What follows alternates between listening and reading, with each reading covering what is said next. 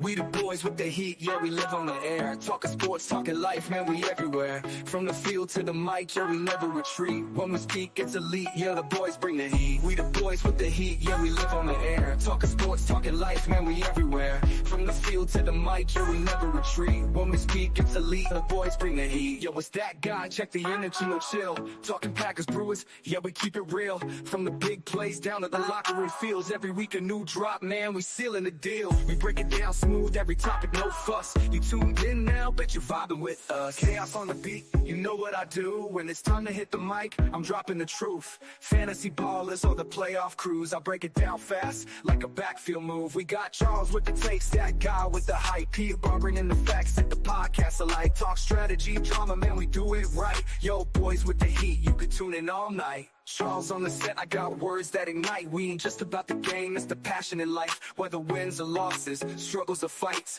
we bring in inspiration with the heat and the mic. Part of the future where opinions combine. You miss an episode, homie, that's a crime. It's host Peter, I'm the glue in the team. Keep the convo flowing, keep the topic supreme. Got the questions, the stories that drive every scene.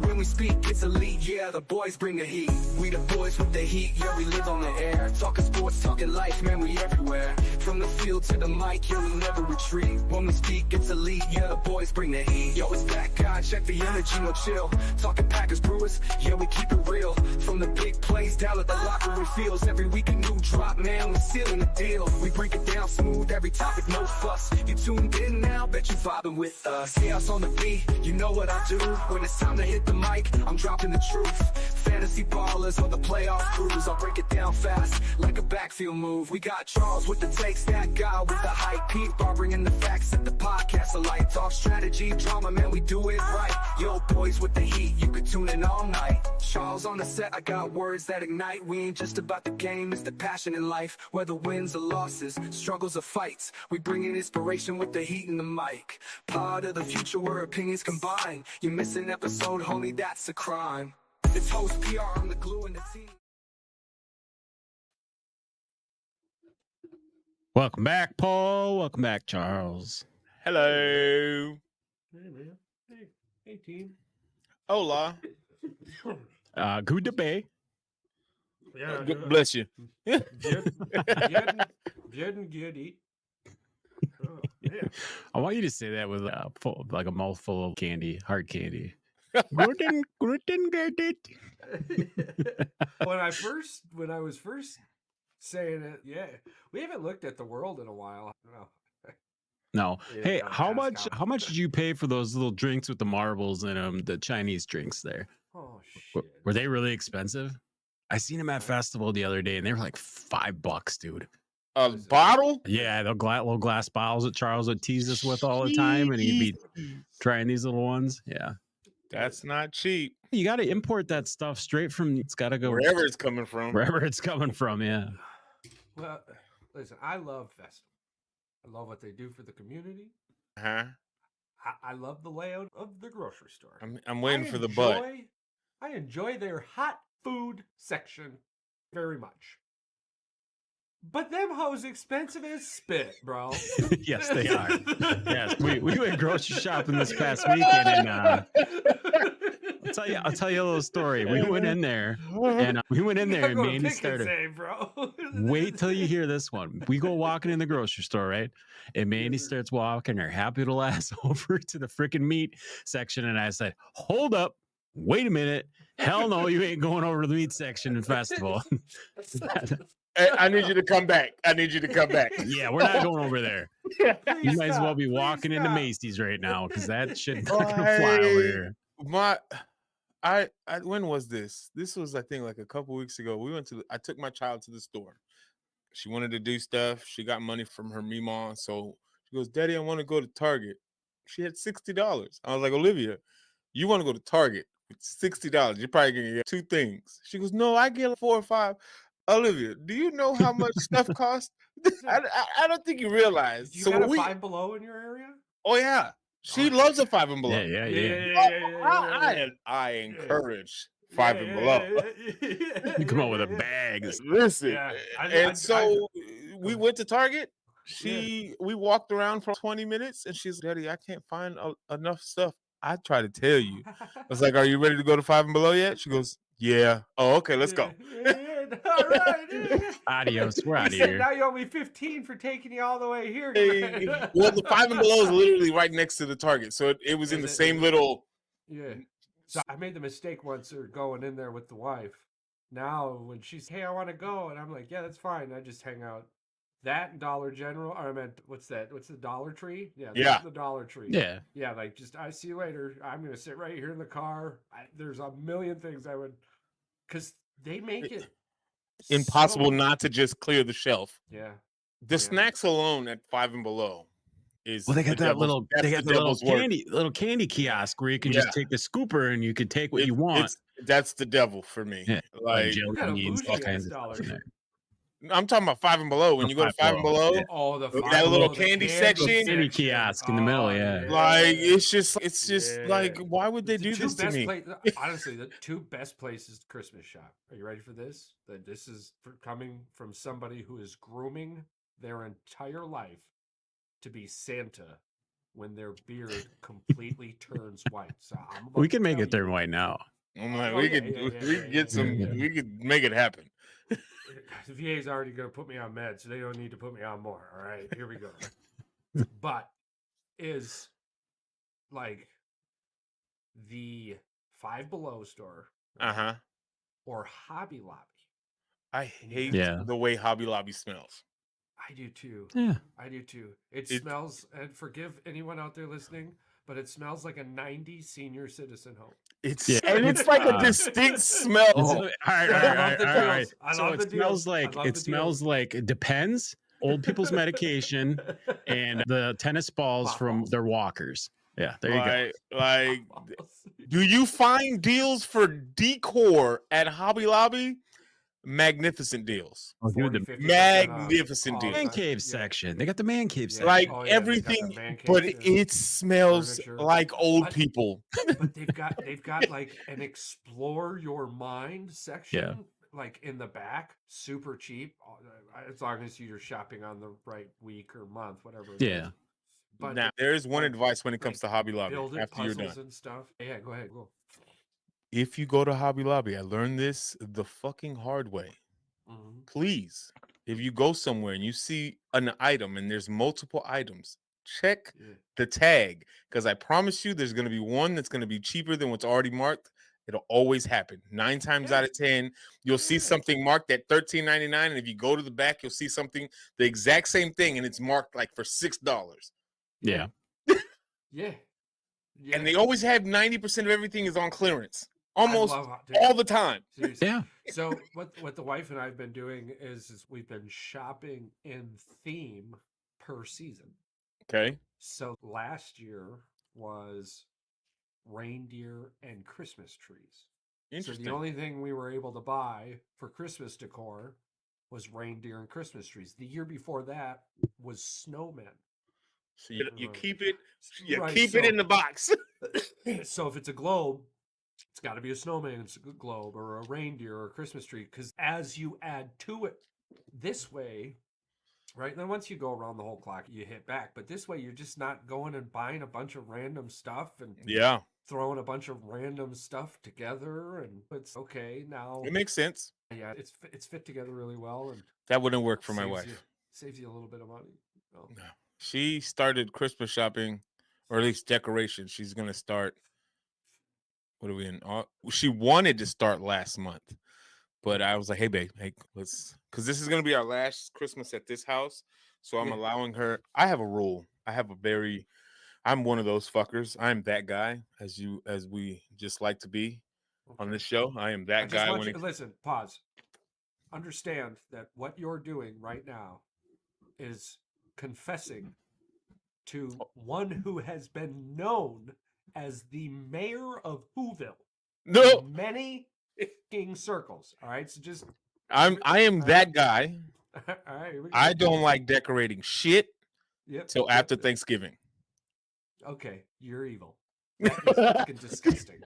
How dare you? Are you kidding me? No, absolutely not.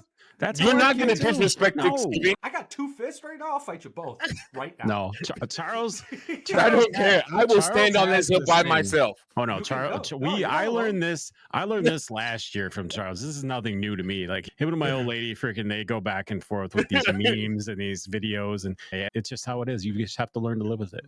Oh, I listen. wife I loves get tagged on Christmas so just as much stuff. Oh yeah, just as much. But she also loves Halloween. Like she loves Halloween. Right. November 1st, Christmas decorations go up, and So then disrespectful.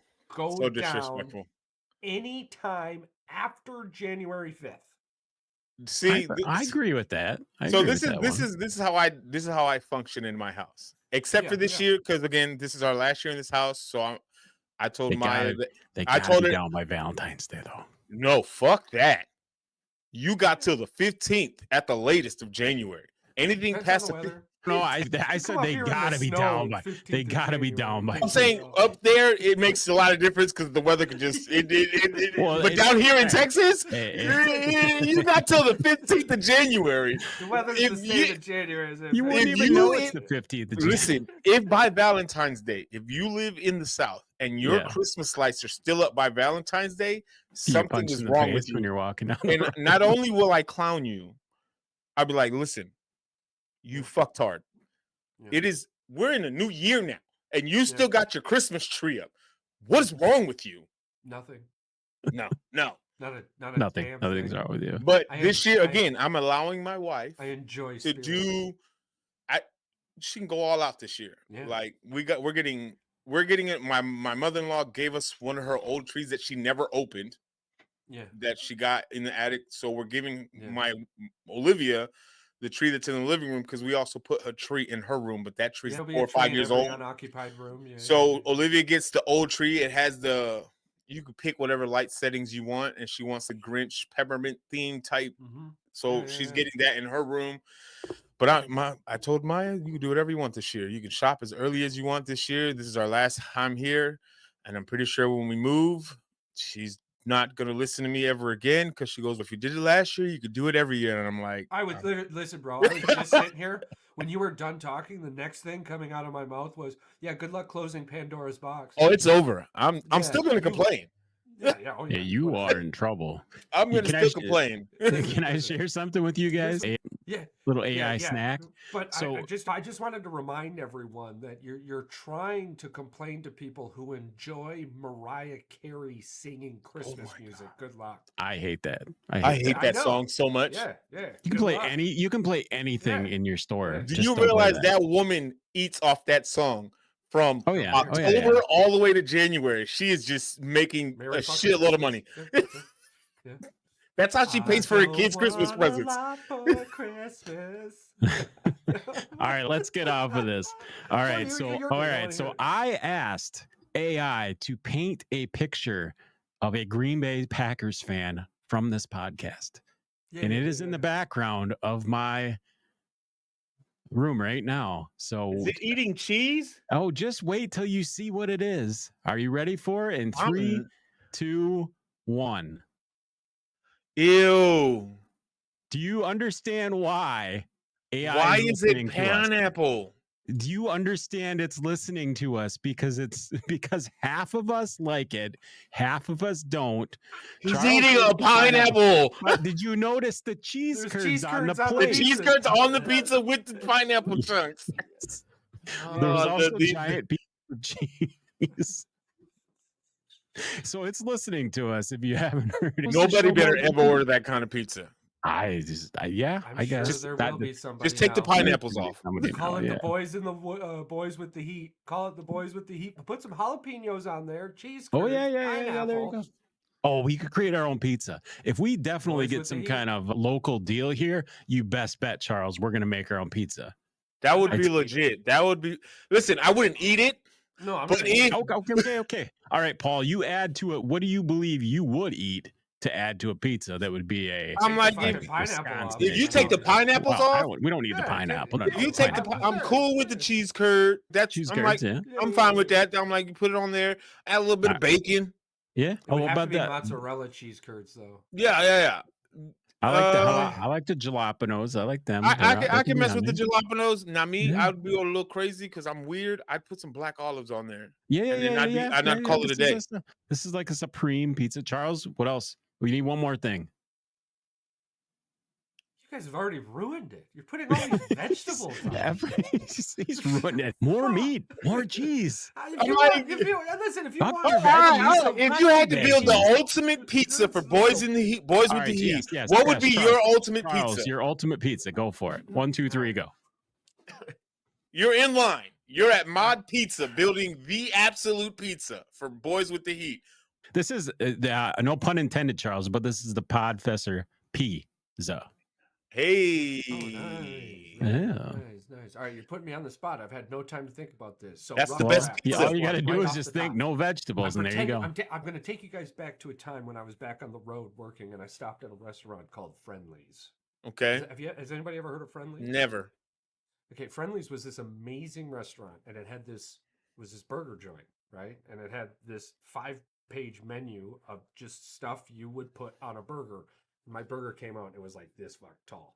All right. The chef even came out and was like, yo, I got to see the person who ordered this, saw me and was like, you're exactly who I thought you were. And I'm like, yes, sir. Okay, so that makes me smile. Yes. You are what I envisioned in my brain. I try not to disappoint. So this is where I'm going with this. All right, let's go. I'm not a big onion fan. Gross. But I'm a big onion ring fan.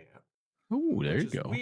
Which is weird, right? Because as long as the onion isn't too thick, we ain't gonna be. All right, I just threw up. And he's already throwing vegetables on it. Right. The very first topping is an onion. Whoa. It's a fat onion. It's a fried ring. It's an onion ring. Okay, so deep fried food's okay. When you're eating Funyuns, are you like, oh my god, this is a fun onion?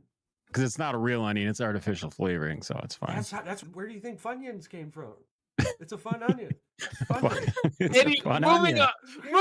All right, yeah. Onion ring. Okay. All right, onion ring. Fried onion ring. Okay, so what we're gonna do is we're gonna do a tiny onion ring with a tiny cheese curd in the middle of it, but it's got to be the mozzarella cheese curd. And it's got to be good mozzarella cheese, right? So it's like a little ballerina cheese curd. While the pizza's baking, the cheese is going to melt further into it, right? So now, so you're not going to blanket the pizza with cheese. But what you're going to have is 2 individual mozzarella chunks on each slice, right? So the cheese curd is using it's replacing the cheese. It's also using the onion ring as what we would say like a floaty. Yeah. So it's like a little floaty. It's floating down the cheese river, huh? Yeah. So what you're looking at now is a slice of pie. Got it. But you can see the sass, and then you have cheese. Onion ring, cheese curd, cheese, onion ring, cheese curd, right? So then when the pizza's baking and that cheese kind of pops out of the cheese curd, doesn't destroy out of the cheese curd. You got to put enough in there. So it's like a gusher of cheese.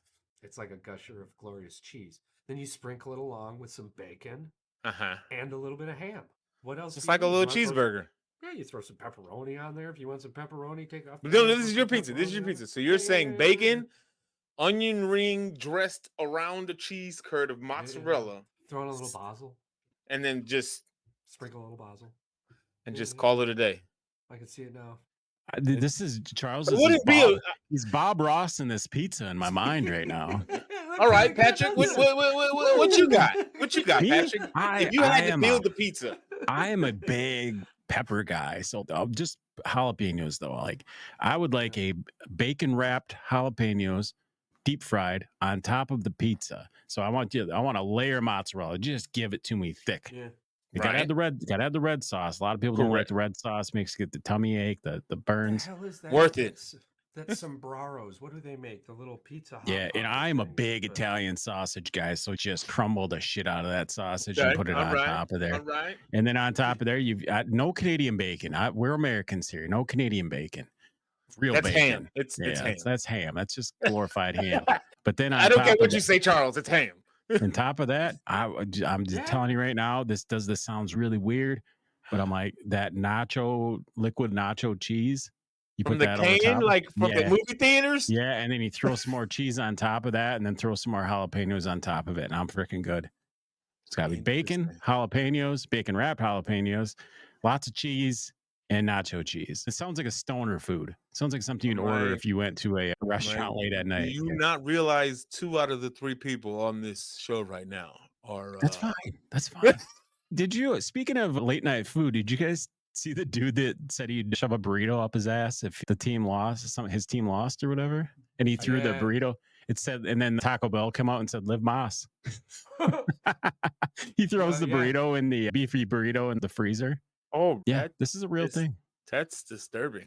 That's disturbing, but at least this guy honored his bet, unlike the guy for the Boston College Florida State game who said he'd eat dog shit out of a red Solo cup, and he failed to do so. He deleted his social media account. I bet he did. Arguably, here's the thing. Why would you delete your account? Oh, I don't, because you're gonna make a ton of money, dude. People are gonna want you on their show. The fact fact that you didn't do it. Listen, I get why you didn't do it, but the amount of lash that you're gonna get for not doing it, come on, like it's making you money off the rip. Oh yeah. Look at the Hawk Tua. Every single day, I would make a video reminding people that no, I'm not eating. And there's nothing you could do to make me do it out of a red Solo cup. The fact that you think I would says more about you and how gullible you are. Right? No. I'm not eating a cup full of dog shit. I don't. Well, you want to eat the poo-poo? No, you don't want to eat the poo. No, nobody should eat red dog shit or white dog shit. This is not it's not a real movie. We're not doing this for real. There's those beefcakes like back in high school. You do it, right? They're like, you should have done it. And it's like, listen. Who's gonna make I would like to see somebody try. We used to get really drunk in college, and we'd bet each other to eat moths. Yeah. I'm not doing it. It sounds really fucked up, but we were really drunk. Chinese hot mustard. Yeah, we've eaten some weird shit. We were drunk. I'm like, don't get me wrong, I would do some weird stuff, but like even if I made that proclamation on social media, you do it for publicity, and you do it for likes, and you do it for views. You're not doing it because you really are going to do it. You're doing it because you want the people to think you're going to do it. That's the whole point. We do have a tattoo bet though, don't we? Somewhere out there. We do have a tattoo bet, Paul. Who? Charles and I both. What was the bet again? The Bears win the Super Bowl. Charles and I both get tattoos. Oh, isn't there one about the Lions too? Oh, the Lions win the Super Bowl? I can't remember. Listen, I'm gonna tell you right now. It's not that I want to forget. It's just that my memory is really that bad. I'm supposed to get a Lions tattoo on my ankle, I think. I don't know. If they win the Super Bowl, I said I'll get a tattoo on my arm, my shoulder. And I'm pretty sure I said I wasn't gonna get shit. Side note: speaking of tattoos, you said no. A good buddy of mine. Do you know Zane Floyd? Yeah, Zane. He's a good tattooer. Yeah. Oh yeah. Reached out earlier. Wants to do a tattoo and podcast episode. So I said, with everything we got going on in NFL, we're gonna set something up for the spring, the whole day. Talk because I said that bring the wives and bring Mandy. Well, one of these days I'm gonna bring the show. One of these days I'm gonna fly up there. Yeah. One of these days I'm gonna fly up there and with you guys and do a live show. If you do not know, Charles and I are in Wisconsin, and Paul down here, he is in Texas. Yeah, I would definitely. Listen, I'm retired. I don't got shit to do, and my wife be trying to get me to. My wife be trying to get me out of the house as much as possible. If I told her, "Hey, babe, next spring I'm going up to Wisconsin for a couple of days to do the show with Patrick and Charles," she goes, "How much is the ticket, and when are you leaving?" Paul, I just spitballed. International airport. So there you go. You'll be flying inner to inner. So it'll be cheap as hell. I could even pick you up in Milwaukee. It's fine. Listen, it doesn't matter where. If you do it during the football season, Green Bay has cheap flights from Appleton to everywhere the Packers play. Yeah. So you can bounce on one of those cheap ass deals, bro. Listen, if I don't do it this season, we already said next season for sure. I'm going to come up there next season for sure. You got a house coming up. I got a house coming up. Yeah. Honestly, there's probably a studio sometime in the next 2 years in our future. It makes a hell of a lot of sense for this to. I already talked to the wife. Approach, not a power boat approach. I did talk to the wife. The plan for the house that we get next year, I'm gonna have a pretty decent size man cave studio to the point where you guys can come down for a weekend Well, there we go. We do a live episode. I'm gonna have a Yeah. couch and everything in there to have set up and everything. I only sleep on futons when I'm not at home. Hey, it'll be a pull-out couch. We'll bring you a sleeping bag too, Charles. We're good. Yeah. That's all we need. But yeah, next summer, if y'all want to come down, the rooms I almost made will a be available. game joke. That's what she said. He's the next summer. We're all gonna die down in Texas. The next summer, come down. Just make sure you pack appropriately for the heat. It's true. Oh, yeah, no, dude. I look really good in a Speedo. Me too. No, not wearing that shit. You ain't gotta look. It's not me. Not me. I'm worried about looking. It's the other people. It's a weird look. Actually, you know what it is? It's the weird looks that I'm gonna get. That's what it is. Dude, wear sunglasses. Listen, you know what I tell everybody every summer? I say, listen, you may have your summer body, but this is my summer body, whether you like it or not. It's not even my summer body. This is my all the time body. Listen, don't be mad at me because I'm happy. All right. You better take it up with somebody who cares. Don't be hating. Somebody likes it. My old lady likes it. That's all I care about. Are we in a room right now of undefeateds last week? We all No, win? Just one. The champ is the one that's I lost by like. No. I said, did we all win? Are we in a room? I lost. I lost this week. Oh, you did lose. Oh, yeah, at least in our league. I thought I was gonna lose. I was down by 30 points. I got my ass beat.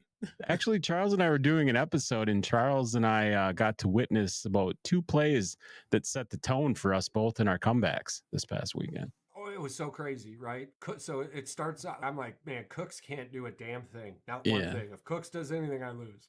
Right? Yeah. Jamar Chase saved you. Like food poisoning or some shit, right? Like nothing more, nothing horrible, just a 6-hour flu bug or something.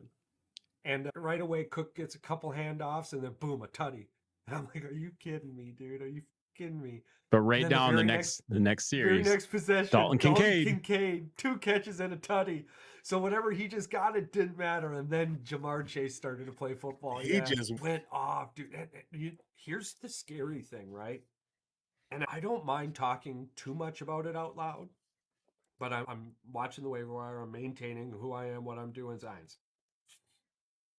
This is what happened to me last year. The only difference, and this is why I'm embellishing it, it's the same thing but different, is I was losing these games last year. Right. Like I'm looking at my score trajectory and like the score charts and everything, and I'm just like this constant fucking line. Now it's got to fall off. I hit 145 this week. I'm projected 123. So I'm looking at it in 3-week blocks, right? So my new foundation is going to be whatever's at the end of this week, but my scoring, because of the waiver wire and yada, yada, yada, even through injuries, is just this straight, beautiful incline, dude. I'm talking 35-degree, just gorgeous. Is a tiebreaker for most points scored. If we were to say finished in first together, what's the tiebreaker? Head-to-head. Okay. Head-to-head, yeah. No. Yeah. The points don't mean anything. It's not like you're actually playing defense. No, because I know in our league, the one that in this beautiful thing.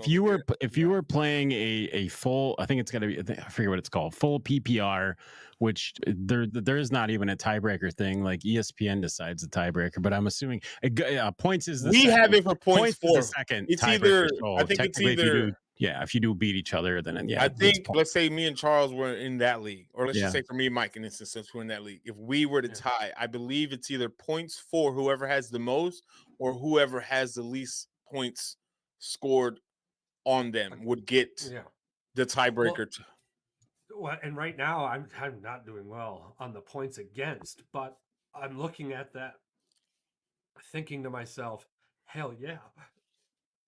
I'm playing a lot of the really good teams right now, and I've got 30 or 40 points up, and that had a hell of a lot to do with week 2. But it's feeling good. CD Lamb, it was the same thing. Like CD Lamb just wasn't getting the ball for the first. He's not getting looked at. Like this last week for that league, this past weekend, the last 3, I had 2 players playing. I had Josh Allen and Jamar Chase playing from last night for me, and the projected score was I had an 8% chance to win.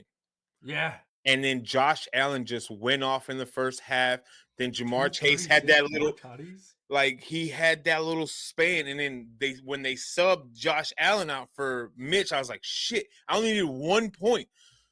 So I was like, Chase, I just need you to catch the ball one freaking time. And he caught that one pass that went for 5 or 6 yards towards the end of the game, and I'm like, it helped me win. Suck my ass. I'm telling, dude. I had -4 points from my defense. Yeah, The Charles and I were talking about this. He's -4 points. How? I don't even get it. How do you get -4 points? By not I should have known. You know what? I should have known, bro, because you know who Antonio Who's your Pierce defense? is? The Raiders, but they were playing Carolina. And he would assume he was going to get positive points. You would assume. You didn't know how many, but nobody assumed the Red Rocket was going to go off for 3 touchdowns. 36 points.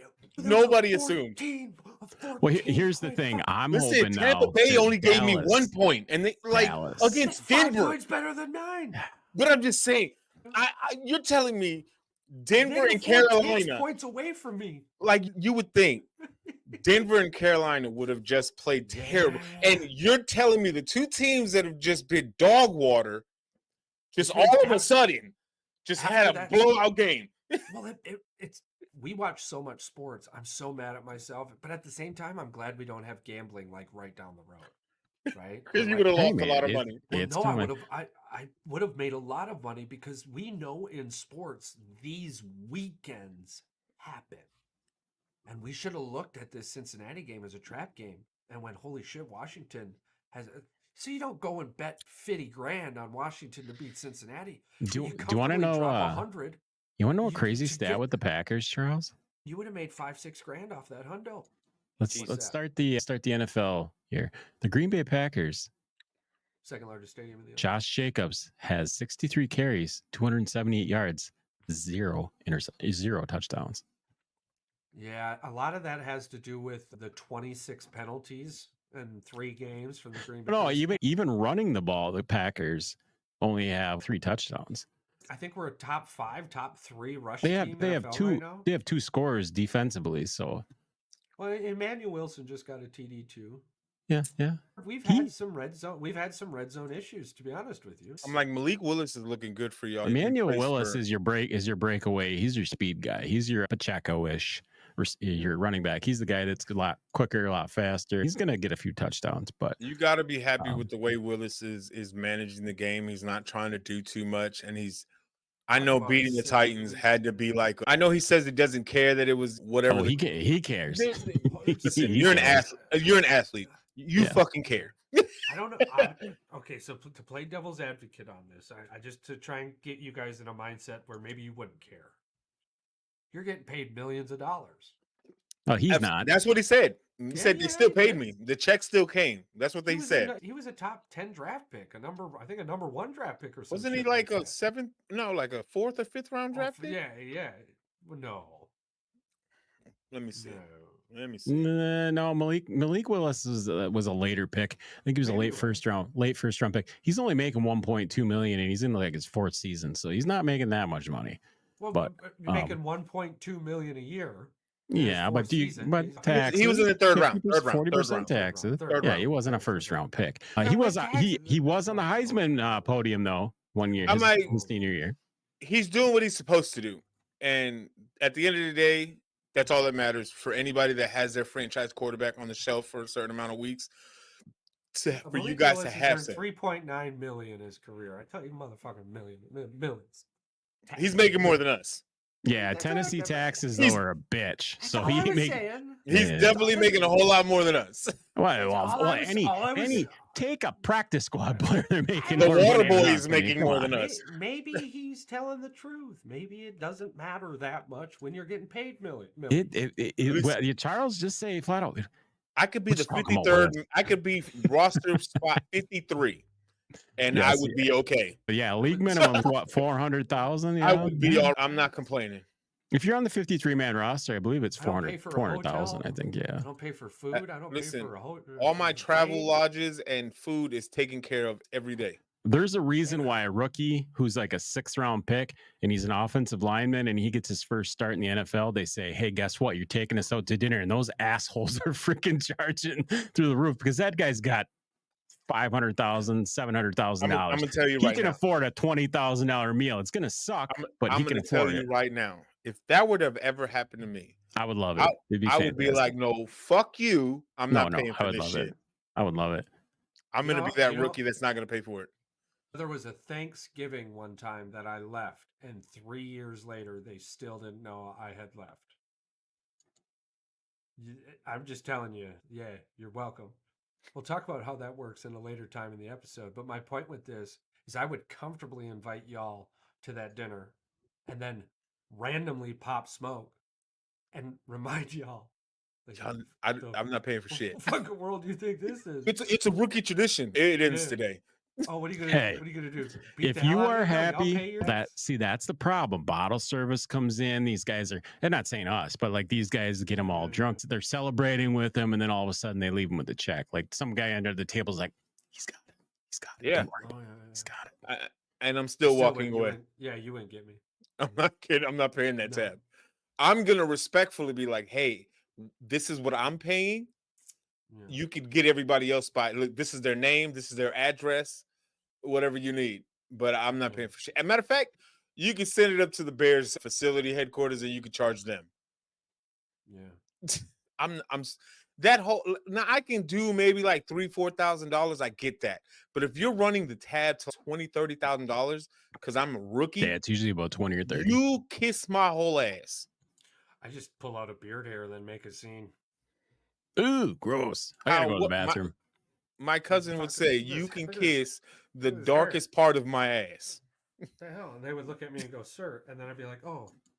All right, talk about kissing ass. Paul, Charles, and I went over this on our episode of the Packers podcast. What was your takeaway from this week? Mine, when it came to the Bears? Any team, just the NFL in general. Highlights. This was a very interesting weekend, just from the Jets playing the way that they did. Clearly, their offense is better than we thought, but I still don't trust it. Yeah, I'm so glad you brought that up. I still don't trust the Jets just yet. No, I don't trust Aaron Rodgers. They played the fucking Patriots, right? So I'm not trying to put all my ducks in that basket just yet. I'm glad you. Like, everybody just calm down. Same page. Okay, calm down. Everybody, calm down. Sorry. All right. I'm glad you said it. They play the fucking Jets. Like, let's calm down. They play the Patriots. It's not the same Patriots. Come on. Like, everybody, take a breath. You played the way you were supposed to. Yeah. We're Super Bowl about. You played the fucking Patriots. You don't even know who's the quarterback again. The 49ers. You only win the 49ers have right now. Who's the quarterback? Oh, Brisket? Yeah. Brisket was the quarterback? Brissett. Was he making ribs? Yeah. Chicken tendies? I think my the 49ers can't beat Minnesota or the Rams, but beat the Jets. But the Jets beat the Patriots and are now going to the Super Bowl. Make that make sense. That's incredibly a whole other universe. Yeah, that logic is not going to stick. Okay, come on now. Charles said it. All right. So I think my biggest shockers from this week were, one, the way Minnesota played against Houston. Did not see that coming. Again, still, I'm like, it's just because, let's be realistically, Sam Darnold, we didn't expect much out of Sam Darnold. No, I do remember saying that he. Someone did. And I'll give you props for that. I'll give you props. I give you props. You know. I was really praising Kevin O'Connell, but he did. Charles did say he thought they would struggle to get to 10 wins, but he did. Say but the fact that the consistency of each 3 games has been, I'm like, oh god, like they figured out a method and it's working. Let's just see how long it can be. They're on a win. They're on a win streak. We can all say that we did not expect them to be one of the last undefeated teams going into week 3. What, they're in mid-season form. The way clearly Bryce Young is ass cheeks, because I saw some people say that they're blocking different for Andy that they did for Bryce Young, but I'm like, no, whatever. No, they're not. I'm like, it is what it is. Here's I bet they are. But you want to know why they're blocking differently for Andy? Because he's not going outside the pocket. Andy doesn't have to hop around and look for holes to find wide receivers. Andy can just be there when you're here and you're trying to hold a 320 guy. And then just say what it is, Charles. He can make those throws. He throws his guys open. When you have 3-4 inches above the lineman, you could see that. Yeah. I think the biggest I wouldn't even say a disappointment, but I think we saw it coming just because it's just them. The Dallas Cowboys suck. Dallas's defense sucks for sure. Like, but they made change. you. This is that's same. We're literally seeing damn near the exact same team that we did last year, but just at a decline now. Like Yeah. they Charles haven't brought it gotten, up with Micah Parsons. they haven't got better. He can't defend the run. He couldn't do it last year. He promised that he would get better. He promised us. He promised us he'd get better. I'm like, Dallas is. They didn't do anything in the offseason, and it shows. Oh yeah. You know what I'm saying? And then the way that they lost to Baltimore, like you had a chance to come back and you couldn't even do that. And it's not even just that. The sheer fact that you allowed them to have a 28-6 lead on you in the half before y'all went to halftime. And then they decided to play in the second half. Actually, Charles and I were watching that, and they were doing onside kicks twice. They're lucky the Ravens are like historically one of the absolute worst football teams when playing with a 7+ lead in the fourth quarter. That's crazy to me. It was either 8 or 11 games. The way that the Cowboys played is what of the Ravens. The way the Cowboys played these last 2 weeks is just been abysmal. Can I tell you something right now? This is something that nobody on this show right now would have thought this. Not saying that they're going to win, but a good football matchup, if they were to play each other right now, the Dallas Cowboys and the Carolina Panthers would be a good football game right now. Is that crazy to say because of how terrible their defense is, how mediocre their offense is? I'm going to tell you something and let this just sink into your brain. On Thursday, you have the Giants and the Cowboys playing, and they both have the same win-loss record going into this game. See, with the Raiders, I think the Raiders made Carolina look good. We have to remember that Antonio Pierce is just a guy filling a hole because they're still paying John Gruden a lot of money. Otherwise, like Antonio Pierce would not be there coaching, and it's very like, oh man, it's just right there in front of you. I don't get how when you look at that game and he's some people made business decisions and we're gonna make business decisions moving forward. No, you're not. No, you're not. The Raiders losing. The Bucks losing to the Broncos. Oh, Nick's balling out, showing like I didn't see that coming. You know what I'm saying? Yeah. The Rams beating the Niners with absolutely nobody outside of Williams and Stafford as like the biggest names on that offense. Story all week long. The Stafford needs to go somewhere else. The Rams, and he pulls it off last minute. And Stafford needs to help the Rams out and blah blah. He pulled it out last minute like a veteran quarterback supposed to. What? Matthew Stafford is a better decision maker in his career than he has been earlier in his career. How many wide receivers did Matthew Stafford have for the Detroit Lions? How many did he have? He Megatron. Had just the Calvin Johnson. No, he had a couple of them. If we were diehard Lions fans, maybe we would say 1 or 2 more. Right? But the only prominent one that actually sticks out is Calvin Johnson. Yeah. That's it. So Matthew Stafford is a pretty damn good quarterback. With whatever he has, apparently. With whatever he has. The dude's in the NFL. He's a Super Bowl winning quarterback. He's on lists that put him in a top 5 quarterback category. And you think because he lost 2 wide receivers, he should retire or not play the whole season? He's making it work. Or these are fake fucking fans. It's just these are analysts. The analysts were saying this. They're saying it on paper that he has nobody. These were terrible fans that said this in the comments. And so I'm like, this is somebody that apparently makes it even worse. That somebody's he doesn't have anybody to throw to on paper. Correct. He has nobody to throw to. Correct? Nobody. Side of Kyren Williams as his running back. No, he's got some wide receiver that I picked up. But I'm saying they don't have anybody that's a Pro Bowl or Williams All-Pro selection. Yeah. As of right now, on the active roster that's not on the injury reserve or out because of injuries, right? And somehow Josh Allen, who I will go on record and say I definitely did not expect them to be 3-0 or at least this good on offense or even on defense. Because again, both sides got depleted.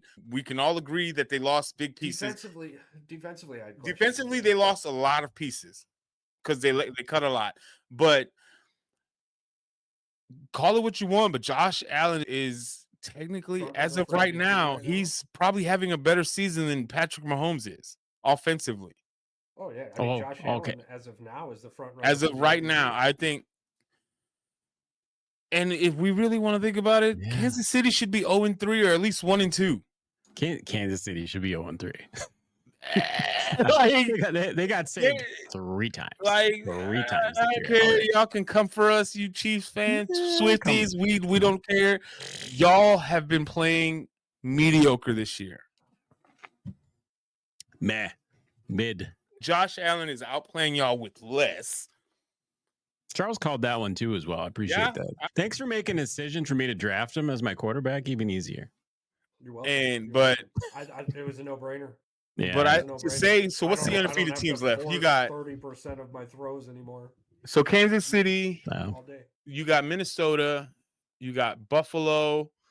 Who else is undefeated? There's 2 more because I think there's 5. It's Buffalo, Pittsburgh, Kansas City, and Minnesota, and Seattle. Didn't see Seattle being undefeated. Seattle's been squeaking. They squeaked by 1 week, and then their defense is actually the thing that actually impresses me more than anything. So I am going to say this because I've said this since. Hey, rookie coach Charles McDonald's doing a hell of a job. I am utterly and genuinely happy for Justin Fields right now. Okay, hold on. Now the Seahawks week 1 played the Broncos, week 2 played the fucking Patriots, and week 3 just played the broke as fuck, have no idea who they are anymore, Miami Dolphins. They're still pretenders. I love Mike McDonald. We love Mike McDonald. Hey, it doesn't matter. We're gonna find out. We're gonna find out. Be one of the only 3-0 teams to Can I ask you guys a question? Before we go through our pretenders and our contenders. All right, let's go. Games here. Is this the show me week for a lot of teams? Because you've got the Cowboys and the Giants. All right, we start off Thursday with Cowboys, Giants, both 1-2. Whoever goes to 1-3 in this, completely out of the division, completely out. You're done. You're playing for a wild card spot, if at best. Saints, Falcons, that could literally be for the division right there. 2-1. That's a tiebreaker right there later on in the season. Rams, Bears, both 1-2. Rams coming off a big win. Bears, Caleb Williams coming off his best performance that he had. An opportunity with the Bears having a good defense. The Rams actually struggling. Watch your fucking face. Hey. The Bears have a good defense. Packers, Vikings. This is for the division. Who's going to take the lead right now in the division? Then you've got the Steelers. Come on, Charles. I'm just going through the list here. We got Broncos, Jets. We got. Don't be a dickhead all your life. Can Bo Nix take on frickin' Rodgers? Eagles, Buccaneers. This is the show me week. Yeah, that will be that guy. This is a show me week for a lot of teams in the NFL. I think we're all on the same page as far as that's concerned. There's a lot of games that are going to decide. This is the thing. These teams real. No. You two are. I'm not in that, but I still think it's way too early. I'm not saying. Listen, again, it might be too early, but you have to play good in these games. Otherwise, you don't just get better as the season goes on. I think for the 0-3 teams, the 1-2 teams, you would like to go 2-4. You give them a little flexibility. But so you're saying this is an absolute must-win for the Cincinnati Bengals this week versus the Carolina Panthers. Without a doubt. Carolina Panthers. Unless that's crazy that it's a must-win situation and they're only 4-point favorites. Well, when you're 0-3 this early in this. I don't think it's that crazy. If you're 0-3 this in the season, game 4 is a must win no matter who the fuck you are, unless you're not lying. You're not wrong. Unless you know you're fighting for like a number 1 draft position. The Cincinnati Bengals are a team that talks about playoffs. When you're 0-3, week 4 is a guaranteed. But these are 2 playoff teams from last season. Carolina or the Cincinnati Bengals, Jacksonville Jaguars, both 0-3. Mm-hmm. Yeah, but Jacksonville sucks. Like they didn't get better in the offseason. So let me ask you this. They were only a playoff team because their division was trash. So which winless team has more to worry about? We're not going to say the Titans because nobody was counting them at all. Which team has more to worry about? Because Jacksonville or Cincinnati? Because Jacksonville can still go 0-4 and probably still win their division. Texans. Cincinnati cannot do that. Yeah, the Texans. Yeah, but the 2-1 Texans right could now. possibly lose and go to 2-2, so they'd only be 2 games back. Two teams that are going to be hunting for playoff spots this year that weren't last year, if we're going to talk about it, are the Jets and the Chargers. So you're not going to have the easy. Because what was their record last year? Who's that? The Jaguars have. I think they went 8-9. I was going to say 2 teams in the last few years have gotten into the playoffs with a terrible record because their division was trash. It doesn't. I know one time it was New Orleans Saints way back in the day. They were like 7-9 and they won the division. Yeah. No, it was the Seattle Seahawks. They won the division. Saints went in there and they just beat them in the playoffs. They were 9-8 last year. 9-8. That is not a good football team. Well, Charles, that's what the Packers' record was last year. You can't really say that much. But they also won a playoff game. But the Green Bay won 8 out of their last 9. Like that's okay. Like the Jaguars didn't go on no 8-game win streak. No, they actually went the other way. They were 8-3. They ended up they went backwards fast. They went backwards. Yeah. Again, it needs to be a shitload of context thrown in here. Coming into this season, like this is something we had talked a little bit about on the other episode too. Like we're past week 3. I don't give a fuck what they were saying before the preseason, during the preseason, or really even after week 1. Like we're going into week 4 now. Who you are is almost who you are. And being 0-3 as a playoff contender coming into the season does not look well. And I agree with that in its entirety. Well, you can say that, but and to agree with you too, Patrick. If Cincinnati has playoff hopes, this is a must-win for them. Yeah, it's must-win. And you're playing a team. Go 0-4 in a division with the Ravens and the fucking Steelers, and you're playing a team that doesn't want to have to draft another quarterback, so they're going to be fighting to win that game too. Carolina Panthers. Andy Dalton and Bryce Young is not the answer. They definitely want to draft a quarterback. I don't think they're going to win much anymore. To be like, they shouldn't. If you're a smart organization, you don't. Listen, you play to keep it competitive. All I know is Cincinnati does not want to lose to Carolina. Chuba Hubbard should be a massive fantasy pickup. We got. You should be throwing the ball when you're Carolina NFL. I mean, they're scheduled the next few games. They could pick up a couple wins. You got the Bengals, Bears, Falcons, Commanders, Broncos, Saints, Giants. They're probably going to win 3 games from what I can see. 3-4 games. Yeah. 3-4 I games. agree with you. 3-4 wins. That's a different conversation. They'll have a top 5 pick. That's good enough. Shit. What the hell are you talking about? Me? The Carolina Panthers are going to look at the entire situation and go, we all have a top 5 pick. That'll be good enough. Let's win a few games for our fans. By golly, we fucked the fans. Yeah, exactly. They fucked themselves. And win a few games. They fucked themselves with the Bears. Wasn't it the Bears they traded with? They fucked themselves. They traded with us, and then the pick that we traded with, Houston fucked them. Yeah, and we ended up getting the first pick this year. So I'm like Charles said, they definitely fucked their fans. Yeah. So what the fuck does it?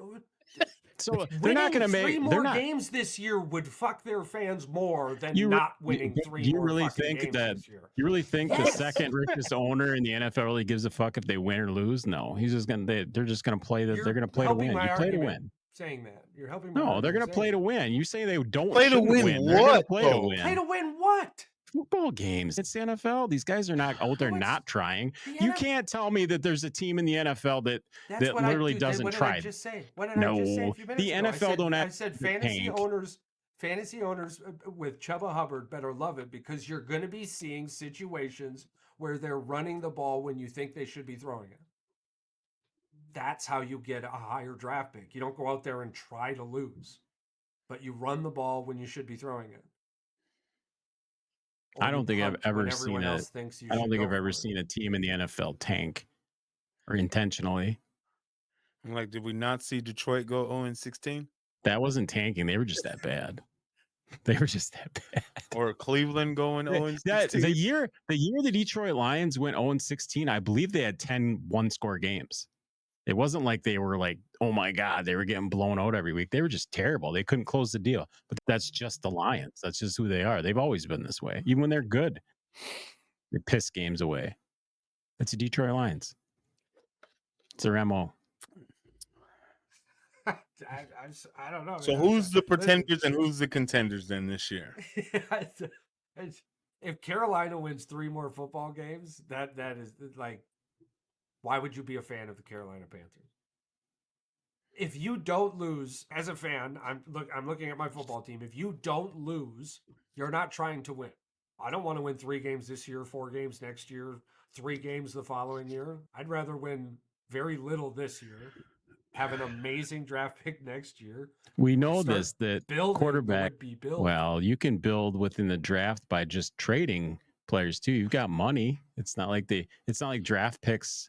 One draft If pick. you're Carolina, are you going quarterback again, or what are you doing at this point? Because that's what Charles thinks they're going to take. But who would you take at quarterback? Shedeur I'm not taking Shedeur Sanders. I'm not taking. I don't know. Cam Ward's looking really hot right now. Ward's looking nice. Quinn Ewers. Quinn Ewers. Yeah, but those guys are going to be in the bottom of the first round. They're not going to be first. They're not going to be top 10 picks. Why the fuck not? Because they're not that good. What the? Wait a minute. Huh? Listen, run that back. Say it again. I will tell you right now that there's only going to be 2 quarterbacks taken in the top 10 this year, and those 2 quarterbacks are the quarterback for frickin' Georgia and Shedeur Sanders. Everybody else is going to be outside the top 10 because there's going to be Carson Beck and Shedeur Sanders are the only 2.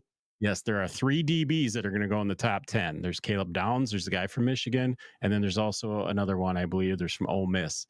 There's going to Jackson Dart is also in there. He's quarterback. He's going to be top 15. Basically, what I'm hearing is if I'm in a position where I'm thinking about taking a cornerback in the top 10 of the draft pick, I'm going to be calling everyone 11 through 15 to build draft capital and pick up the guy that I'm going to get, because the entire world picks up offensive linemen. This is supposed to be the worst quarterback draft class that we've had in a long time. There's only supposed to be 2 or 3 good quarterbacks going out. So you're telling me Tennessee wouldn't draft a quarterback with the first pick? Tennessee? Why would Tennessee draft a quarterback with the first pick? Will Levis is trash. They're not going to spend that. You still got to freaking pay these guys. Carolina doesn't draft a quarterback. They just drafted one 2 years ago. Who did they? I didn't say Carolina's not going to draft a quarterback. I said there's going to be 2 quarterbacks in the top 10. I said there's not going to be 7 guys there was this past year in the first round. There's going to be 2 or 3 in the top 10. There's not going to be 15 quarterbacks. But Charles, there was like 6 in the first round this past year. That was a deep class. I'm saying this class is not that deep. You can look it up. Look up everybody that's been doing it. They're not. I would definitely agree with you that this draft class may not be as strong. No, we're it's not. 4 weeks into college football, and nobody was talking about Cam Ward 12 days ago. I don't even know who Cam Ward is. That's more a you thing. He's a Heisman favorite now. So Miami, dude. What do you Oh, so Miami. Dylan Gabriel? Talk about Miami. Probably something bad will probably happen to him if he's at Miami. I don't disagree with you there, but it doesn't mean he ain't putting up Heisman numbers. Dude, he's fucking a video game. Yeah, so is the guy for Florida State. And what was that quarterback? No, he's trash. He's been trash since his second year at Clemson, when he went to Oregon State, and even now at Florida State. DJ has been boo-boo trash. He needs to just walk away from No. That is not the guy we're talking about. We're talking about the guy who had them 12-1 last year. And where did he go? Jordan Travis? He's in the backup for the Jets right now. Exactly. He's also recovering from a leg injury. He's over a year. He should be back. Did you not see the leg injury? I'm talking. Dude, hey, is the guy what's his face coming back for Cleveland? That was the worst leg injury I've ever seen. My boy. But he's not back. He's still on the injury reserve list. And he's coming back soon. He's got 3 or 4 weeks. Right, but I'm just saying, and that's if they don't put him back on the IR. They're talking about putting him back on IR. That's what I'm saying. Yeah. So again, Jordan Travis is that's not a good example. Jordan Travis is not a good example. Why are you trying to drown yourself right now, bro? Why drown myself? You fuckers are over here thinking there's going to be these magic quarterbacks that are going to come and make. So I'm going to tell you, learned anything the last 20 years watching quarterbacks? They fucking suck in the NFL as rookies. Terrible. Name the last good one. What does that have to do with where they're drafted? Because it has a lot to do with They don't because suck everybody until could, after they're drafted. hey, the thing is, you can see these guys. They're not gonna. Teams are starting to learn. Hey, guess If what? people Don't could waste see a these draft things, pick on does a guy Bryce who's going to Young go start right number away. one, bro? If people could see these things, does Bryce Young go number one? No. Absolutely not. But guess what? I don't think they're going to take a quarterback with their first pick next year. Carolina? I don't think so. I bet you they try to go out and get a veteran, a backup. I think they're going to do what the Packers did. Their teams are starting to learn what Green Bay did and groom a quarterback behind a quarterback. I don't think they're going to take a quarterback right away. Tannehill's still out there. Why not? Tannehill's waiting for a Super Bowl team. I know, but what I'm saying is, Carolina fucking Panthers. Who the fuck as a veteran's going to go to the Carolina Panthers? who the hell are the rookies going to want to go play for the Carolina Panthers? You don't have a choice. They do have a choice because Shedeur Sanders is basically telling teams he doesn't want to go play for them. What did he say? Dallas? If I draft the rights to you and you choose not to play, that's on you. You don't play in the NFL. You don't get to just go fucking redraft again. And that's just going to hurt yourself later on. There have been players that have said that they I hear you. I hear you. They did not they go get there. traded and whatnot. Yeah. But it doesn't. But I think I've only seen that twice. John Elway and Eli Manning are the only people that I know of, unless y'all can think of anybody else that's done that. No, but I'm assuming Shedeur is going to be the next one. I'm assuming with the pull his dad's got, he can talk to the people, the executives. I'm thinking he'd be the next one that's going to do this. But like Charles said, I don't believe it's going to happen. The Carolina Panthers. Do you think he could save them? Hell no. Hell no. It don't matter. I was going to say, we're all on the same page. It doesn't matter what I think. I know. I'm just saying. He doesn't want to play there. What he didn't want to play anywhere. Caleb shouldn't have went to the Bears. There's 3 teams in the NFL. I don't mean that in a negative way. They're going to have top picks that I wouldn't want to play for. I know they don't have a choice. I know they don't have a choice, but I'm just saying it's very shitty that these players are going to be selected to these teams. Teams don't have the. Yes, Green Bay has shown you the fucking blueprint, but teams don't have that fucking luxury. And I hate that I have to be the guy that say this, but the Carolina fucking Panthers are not in a position where I can go pick up some veteran ass off the street because you're looking at basically a Sam Bradford. Like, what the fuck is the rookie going to learn from these guys? How to sit on the bench longer? Like, you don't become great sitting behind trash. Unless you're Joe Flacco. Not even Joe Flacco. There's a guy in Minnesota right now who sat behind trash. Before he went to San Francisco, he sat behind trash when he was with the Jets. Sam Bradford is only doing things right now because of Sam Kevin Darnold. Who's Sam Sam Darnold? Darnold. Sam Darnold. Fucking Darnold. Samuel Bradford did.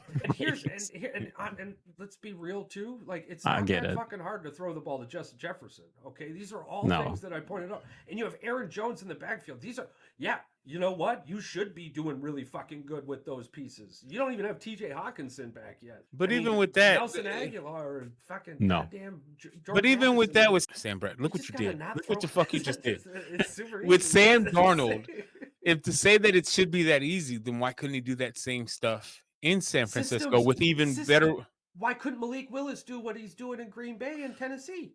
Systems matter, bro. Well, listen, I agree with you 1,000%. And systems. The 49ers had to get rid of Bradford or whatever the fuck his name is. Darnold. What are we talking about? Darnold. Because look what happened. Look, the moment Purdy threw an interception, you had the whole world saying, "Can Bradford do better?" Darnold. Fucked up. I'm not doing that on purpose. Can Darnold do better?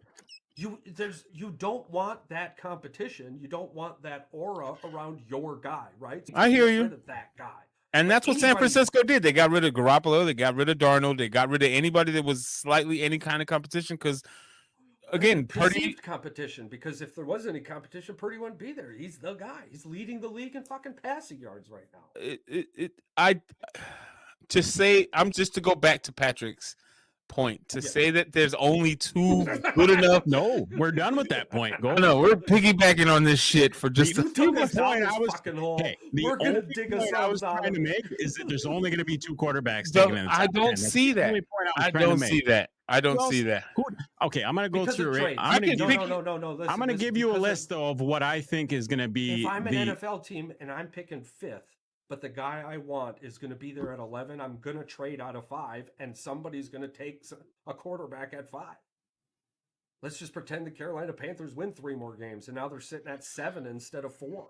The only reason I'm saying is that is the way I feel is because I feel this is an incredibly good defensive draft this year. There are a lot of guys that are going to start I hear you. for teams. But I'm talking 25 to 30 players that can start on defense in the NFL day one. If you can get them you at can't 11 take a quarterback over that is what I'm saying.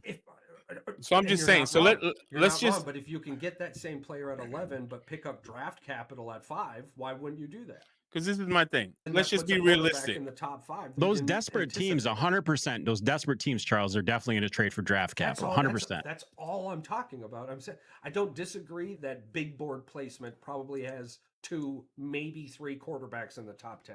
Big board placement. But when it comes down to the draft day, like if the Tennessee lock and change.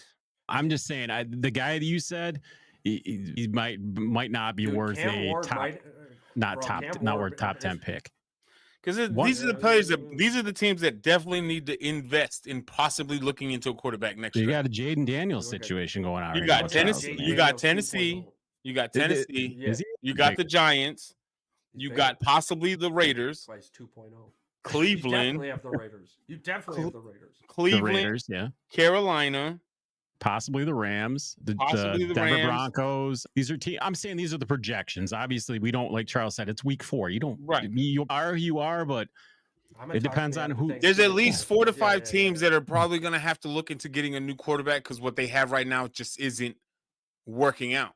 But here's the thing: Denver's not going to give up on Bo Nix after one season. I'm not saying Denver, but for a fact, Tennessee, the Giants, Miami, possibly. You have to consider that with the whole Tua situation, depending on where they are, where they end up this year. Miami could end up with a top 3 pick. Just the Raiders and Cleveland and Carolina, like those teams have to consider possibly picking a quarterback this year. Possibly, definitely have to. Yeah, but that doesn't mean they need to pick it in the first round. If your defense is terrible, you need to fix that before you need to get a quarterback. Let's be realistic. Like we think that way. But let's be realistic. Most owners are going for that splash for offense 9 times out of 10.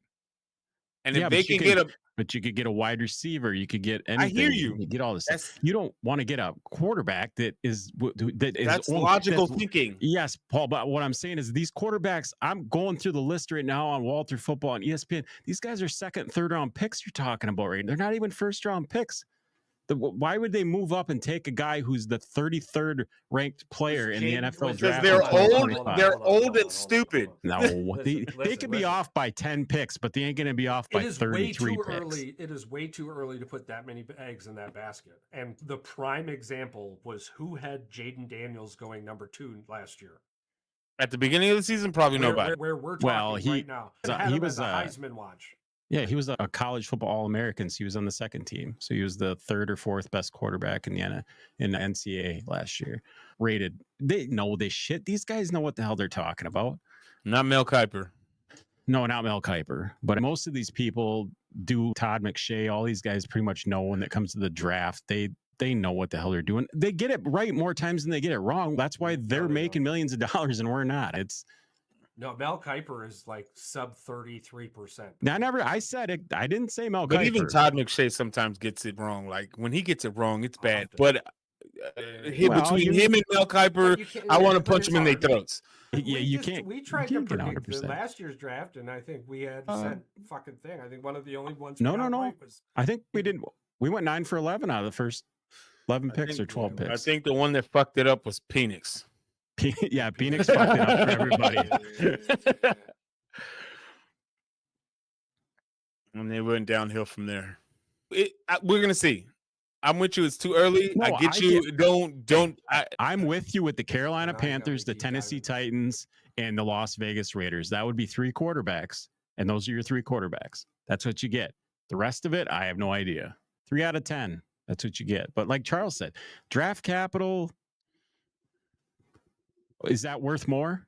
It depends on who you got at quarterback. If you're the Carolina Panthers, one draft is not fixing your team. So. No, but it could, again, it could be the start of changing the culture in your organization. Okay, I know. I get this. Your Carolina Panthers, you got the number 1 pick. You trade that to a team for the 5th pick. I want your 3rd. Give me your 1st and your 3rd round pick. If you're the Carolina I would. Panthers and you have the number 1 draft pick and you trade it, I would sell and burn all of my merchandise. Period. If you had the what? If you had the number 1 draft pick and you traded it to your Carolina.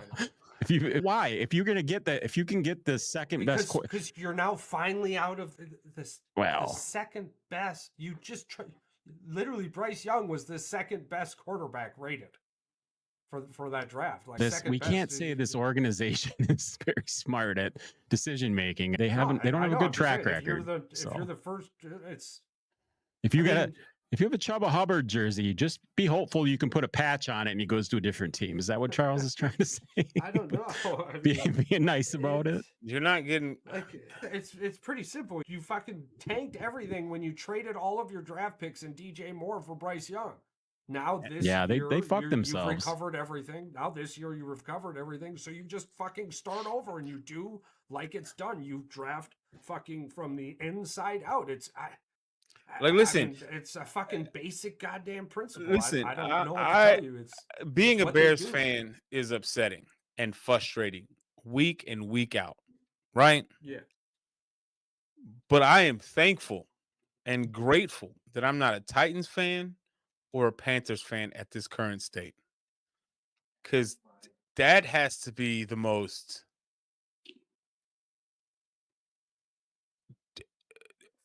being a Panthers or Titans fan has to be the most frustrating thing at this point right now, because it's a nightmare every Sunday for you guys.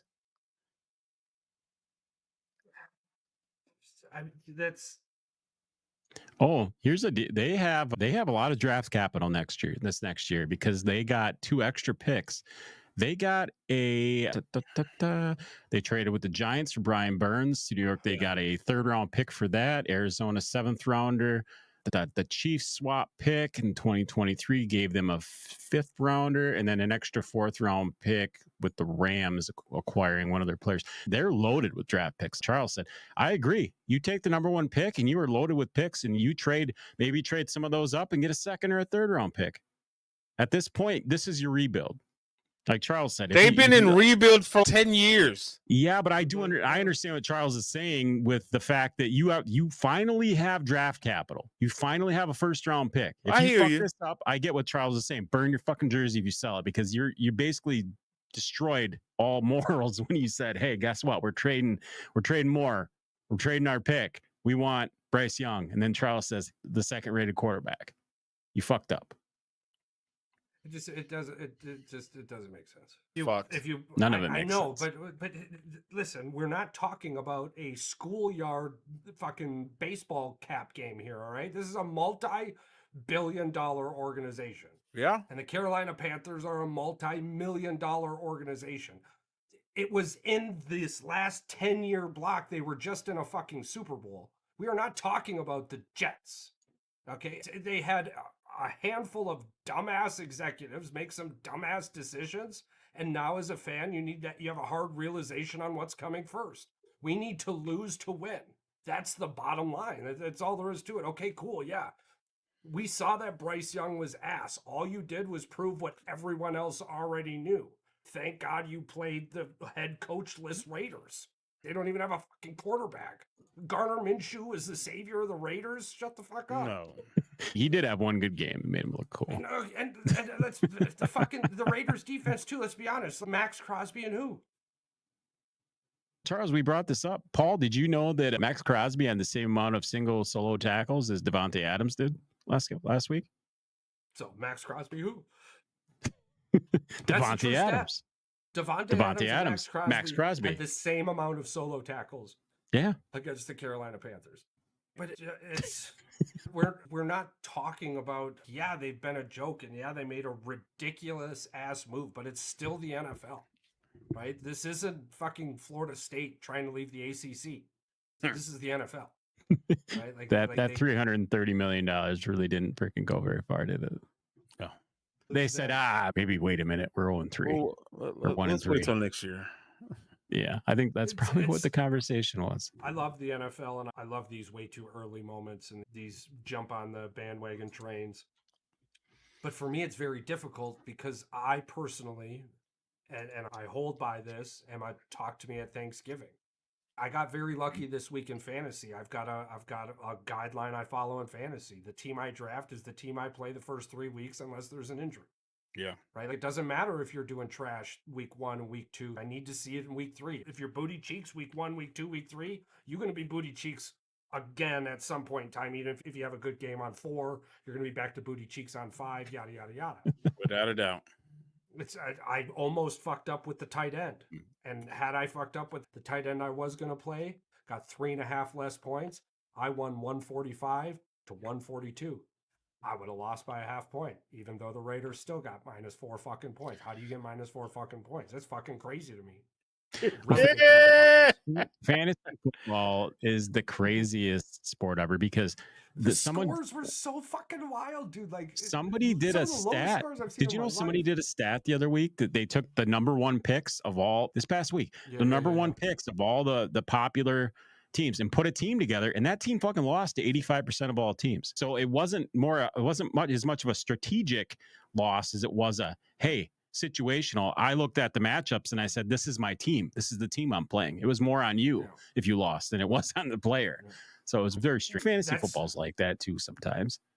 Not to toot the horn again, but that's something I've noticed again with my fantasy team is that I'll look at the scoreboard and I'm not just playing you this week.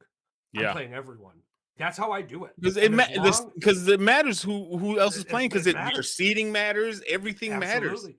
As long as I'm not losing more than 3 matches a week, I'm on a path for the playoffs. That's how it was last year. I didn't lose more than 3 matches a week. That's been my mindset going into this year, especially in me and Charles couldn't relate when it comes to defending our titles. Your mindset is different. Way too much science here. So in my mind, one of the biggest things for me coming into this year, into my championship defense, Paul's got to watch out because he's playing me this week. You'd probably be careful. Listen, I'm talking about with my league, my defense, in my league defense.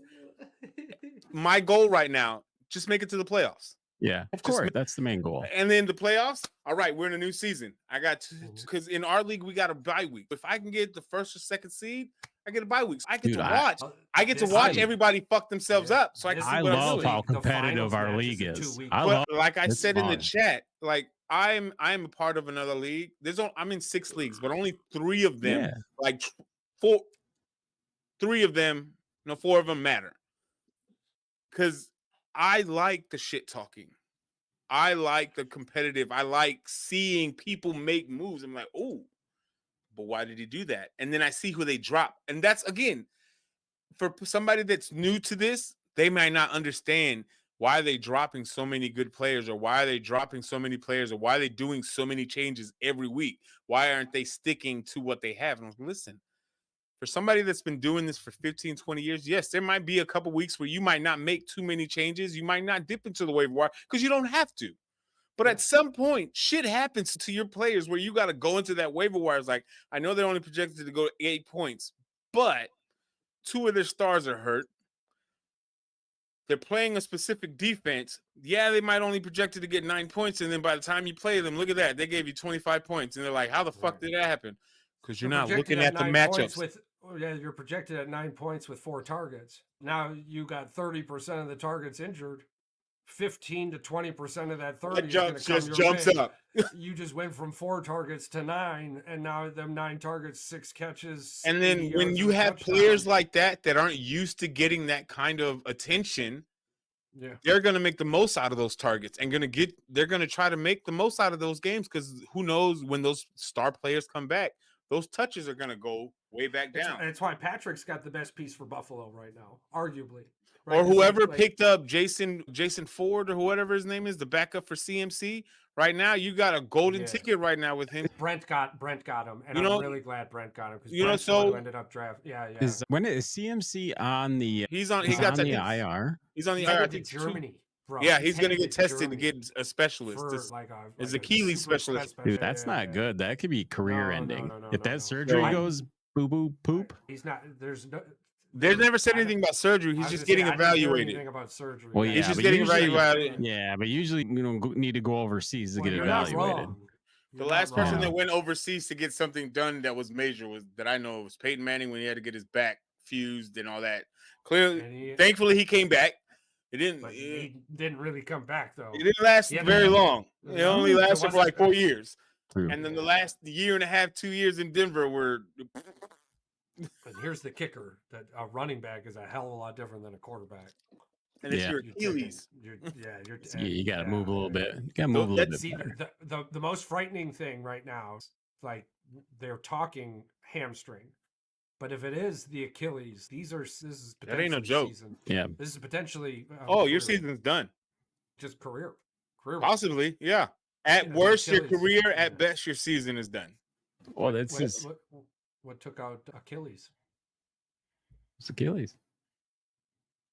Yep. So he's had issues his whole career with his leg. I don't know what they always were, or what they have been, but he's had issues. I cannot believe that he lasted as long as he has. Yeah, up until because our playoffs, the championship game, it's 2 weeks, right? So that final week is even scarier, bro, because most of the time you have playoff teams that sit all of their players. Yeah. That happened to me last year. I went up like 93 points in the first week and then only ended up winning by 2 fucking points. So y'all have 2-week playoffs. No, the championship game is 2 weeks. Yeah. But the first round is 1 week. I believe so. Yeah, it's the last 3 weeks of the season. Yeah. So that's week 14 is you play 13. You're going to play 13 games. I think it's showing here both rounds are 2 weeks. Okay, yeah, whatever. But it's fine. But it's going all the way to week 18. Because there's only 4 teams. There's only 4 teams make playoffs. That's when you make those strategic. That's when again. I just making it to the playoffs is one thing. Tell him. Hey, did you look at the playoffs? Charles has a 72 or 73% chance. Paul, I think you and I are around 40 to 45% chance. I got a 37% chance. You have a 43% chance. So I mean, I'm assuming you got a 70% chance at the moment. Yeah, shut the fuck up. I did say this, and you didn't say it all. It's all right. It's fine. Fucking big head. Where did I draft this year? You and I were both down towards the bottom. Yeah. I had 6. So I was in the middle. Listen, here's the thing, right? And I couldn't say it, but I'm gonna fucking say it now. Last year, you did the randomizer 5 times, and the 5th time was the final. This year, you just went click random, there it is, and then that was it. And I'm sitting there and I'm like, wait a minute, dude. Stop, bro. Click it 4 more times. I don't care if I'm 12th. Click it 4 more fucking times. I hope we go back to that next year. Although I don't know, man. You might click it once and I'd be number 1. I think the champion should decide how many clicks it needs to be. Well, moving forward. Yeah. Where's my receipt? Moving forward, whoever wins decides how many times you get to click the randomizer. I thought it was so funny. Yeah, I'm like, this year's fantasy with all the injuries happening so early, the sheer fact that you are still undefeated. Let's keep it a buck. The amount of players that you have lost this season already into week 3 is mind-boggling. You know what I'm saying? And it's like in one of my other leagues, I think I've done in just these last 3 weeks, I think I've done at least 18 moves in one of my leagues, and I'm just 2-1. And it's just it's ridiculous, the injuries for some of these players so early. Getting put on the injury reserve list. I won 2 games when my bench out. The 2 games I won, my bench outscored my starters. And I still won. It's crazy. It is absolutely crazy. That's on me. And I don't think people realize that, like, you're making decisions till a minute before the 12 o'clock games, a minute before the 3:30 games, because you're trying to make sure, okay, do I want to sit this guy? Because they haven't said if he's out or not. And you're like, do I put this 12 o'clock in before this 3 o'clock game starts? What do I do? Because it was 11:59, and I moved Kincaid back in the tight end spot. I didn't realize he was playing Monday, but it was 11:59 when I had made my final decision on who to put in for tight end. Yeah, it's it's intense right now, and then we're only into week 3 or week 4 now, technically. Like it's my brain hurts. Yeah. I got Bradley coming up. Projections outwards got me 123, him 116. So we'll see what happens. He's averaging 91 though, so I'm averaging 125.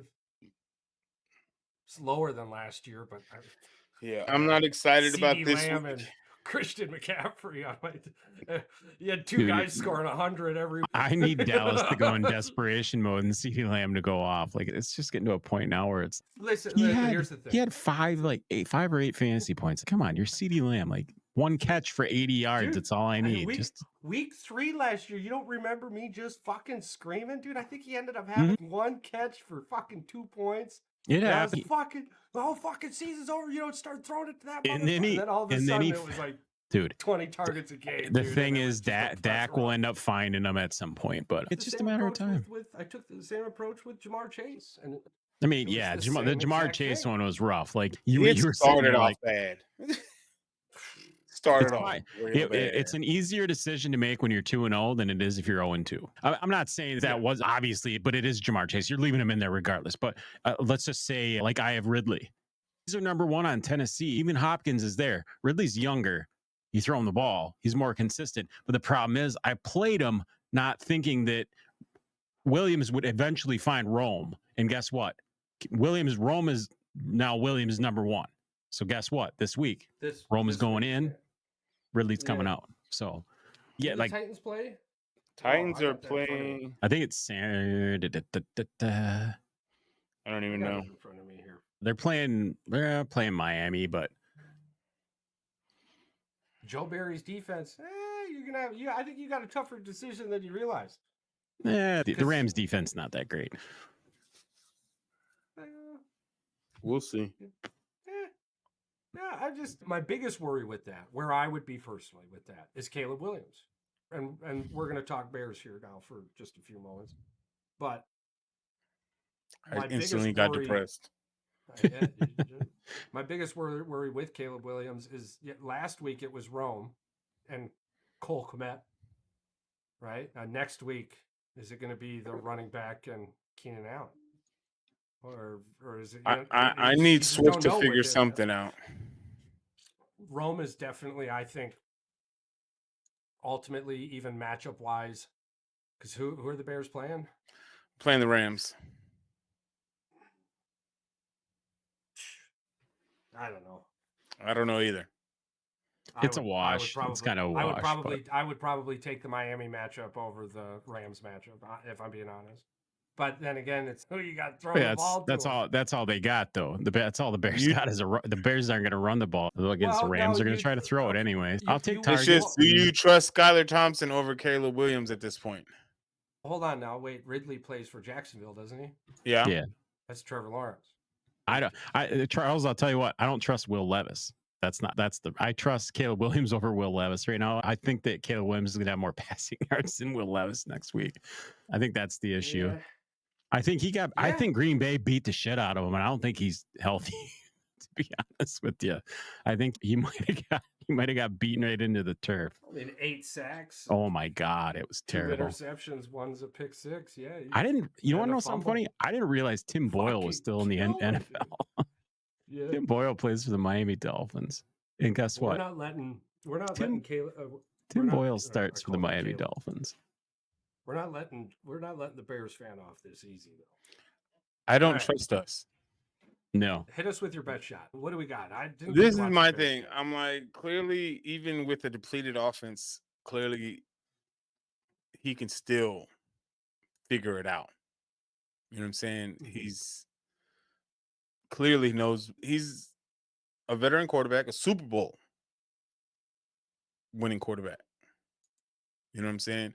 And yes, our defense is one of the best defense, I believe, in the league right now. But I need Caleb Williams to capitalize on the mistakes that the defense is able to bring with the stops and the interceptions and whatever takeaways they can get. And I need Caleb to to capitalize. Yes, he threw for over 300 yards. He had 2 touchdowns, 2 picks, but he also let a lot on that field that could have been made this game go a different way last week with Indianapolis. We should have won that game, but a lot of mistakes were made. A lot of 4th and 1 toss. That option play on 4th and 1 in the goal. What the fuck were you thinking? That's the play you come up with. I mean, you don't have if you had a better quarterback. No, that was definitely that was the OC. Yeah, I don't disagree. Let me ask you this. Even with if you had Jordan Love and you're in that situation with Josh Jacobs, as good as they are, you're honestly telling me that option play is the best option for y'all? Now, here's the thing. For us, no. Jordan Love wasn't handing the ball off on 1st down, 2nd down, and 3rd down, and 4th down. Like you're not even changing anything. You're doing. I feel like you're doing the exact same. It's Getsy all over again. Literally, it's like, literally the same thing. Your 4th option was a run play, but you were like, "Hey, let's make you guess who's running it." Like we know who's running it. It's not Caleb. Yeah, you're just going to the left side, bro. Like Stevie Wonder could have seen that happen. You didn't go down the middle and you threw the ball to the left, so that means you were going left. And you had less than a yard, but you chose to go the outside instead of trying to go it down the middle. Football field is 53.5 yards, so you figure that's what 50 or 20 22 and a half. It was yards going 22.5 yards was your best option. The most common offensive run play is, I think it's 22 off tackle dive or something like that, where you go off the left tackle because your left tackle is usually your highest paid, your good tackle. Anyway, your protector. Like Charles said, that's why Jenkins was holding all the fucking time. There was just a lot of terrible calls. It was just a lot of terrible calls, unnecessary. And even if we would have kicked the field goal, I think there was 2 times we could have kicked the field goal, and one of them we missed. So if we didn't miss that first field goal, and instead of going on a 4th and 1, that's because Charles said his range is only 54 yards, and he tried to kick a 56 yarder. I'm not disputing that in any way, shape, or form. But I'm just saying, just for statistical purposes, if we would have made those 2 field goals, we would have had a better shot of winning the game. The outcome could have been a little bit different. But the fact that you're doing stupid ass play calls and 4th and 1, we're not going to win anything this way. Question for you. Other than the glaring obvious, what's different about this year than last year? We have more offensive weapons.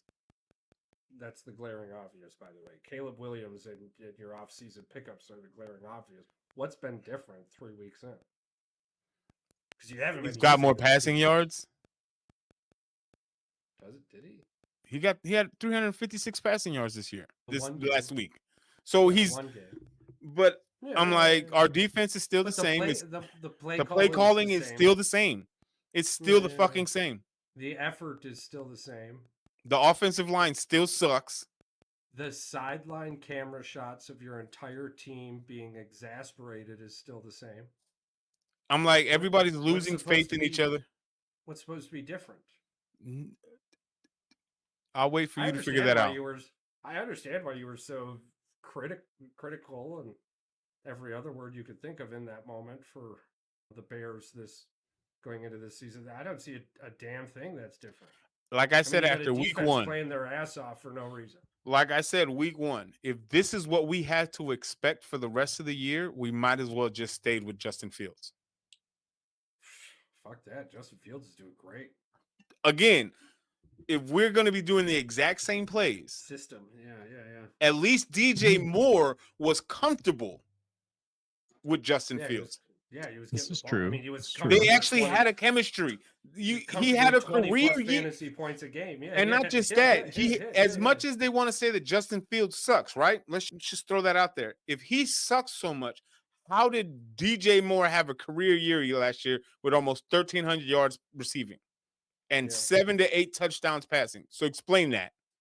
How could somebody be so bad, but yet have a receiver have a career? Yes, they might not have had deep passes like that. Either way, he's still finding DJ Moore and he's getting him the targets and he's getting the connection done. Right. And not even with just that, your receiver, your number one receiver is telling you, hey, this is the quarterback that I want. Yeah. DJ Moore's thinking at least the weather was better in Carolina. What's the difference for him? And this is the thing: the fact that people are talking about that DJ Moore's a diva. Listen, you tell me one receiver that isn't a diva that aren't getting the touches that they think they want to get touched. That's just number one, right? Yeah. And then number two, if you're not winning, what athlete likes to lose? Yeah. What receiver wants to get under or overthrown on a consistent basis? Well, hopefully none of them. When did the Bears start talking about trades? I'm like, they can't trade DJ Moore. They just signed this man to a new deal in the offseason. Well, you could definitely trade him if he wants to be traded. But I hear you. I hope he did.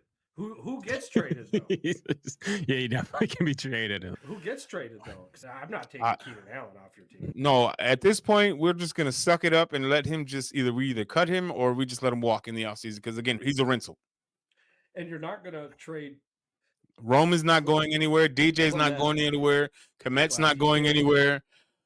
I think the only other pieces, it's probably you could possibly play around with Swift, maybe Roshan Johnson, just because he's a young running back that has potential. Unfortunately, I think the pieces that start leaving your team are the defense. Yes, I do.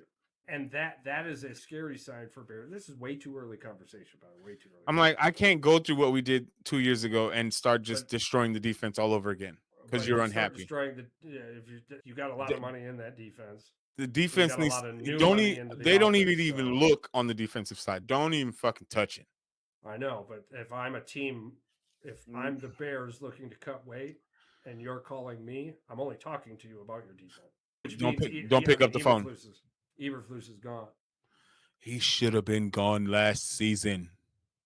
Yeah, I don't understand why. I don't. I mean, but you can't get rid of him now.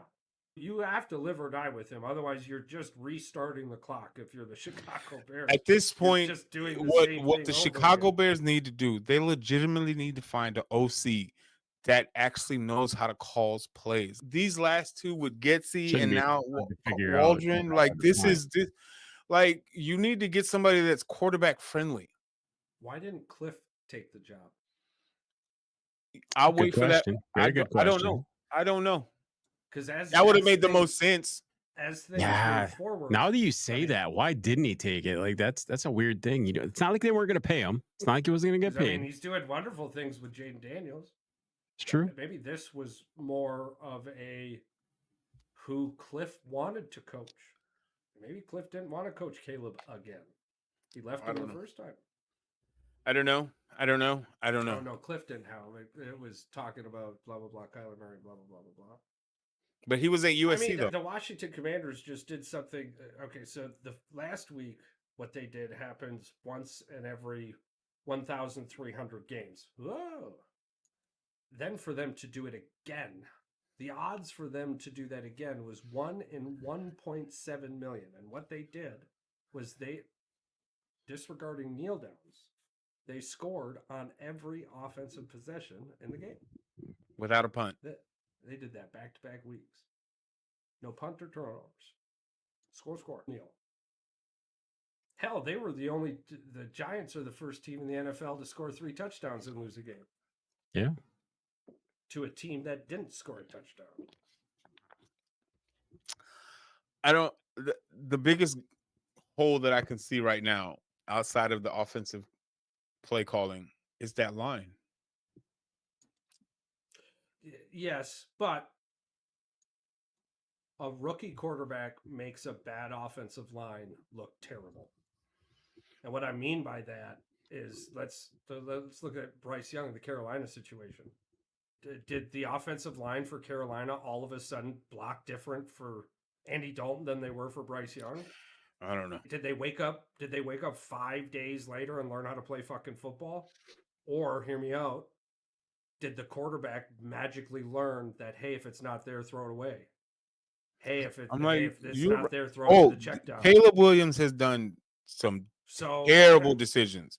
Like maybe there's 6 or 7 pressures a game, but with Caleb Williams, you're looking at 13, 14, 15 pressures a game, a couple extra sacks. If you could only see how many times I sit right here in this chair watching the game, and my wife is like, why do you keep yelling for him to throw the ball?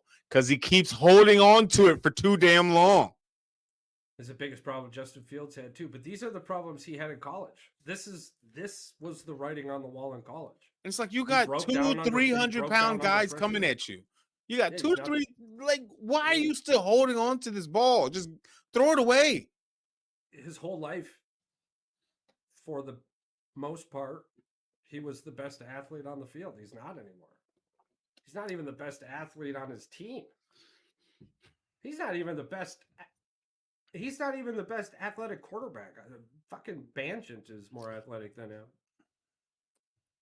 I don't even care at this point right now. He's just elusive. But you know what? I'm trying not to get as frustrated as each week. I feel like I'm doing a better job at my fantasy leagues than I am than the Bears are doing just whatever it is that they're trying to do. There's still hope, though, dude. Caleb is showing flashes of what all of us in the NFC North hope he's not. You don't throw for 300 yards in a football game without making some really good throws. I'm not even going to mention the interceptions. Let's be honest. They need an offensive line, and it ain't getting fixed this year. It's not getting fixed this year. No matter how much hope and faith you have, you just have to know this year is what talent wise, stay healthy and try to improve from week to week. I just hope that Caleb doesn't break a leg. Keeps taking the hits he's taking. It would be hilarious.